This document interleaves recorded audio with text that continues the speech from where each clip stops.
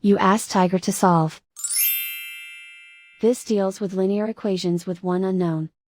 The final result is x equals -27. Let's solve it step by step. Group all constants on the right side of the equation. Subtract 6 from both sides. Simplify the arithmetic.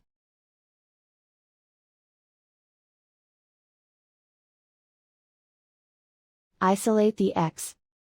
Multiply both sides by inverse fraction 3/1.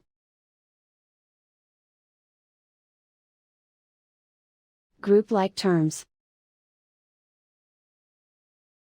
Multiply the coefficients. Simplify the fraction.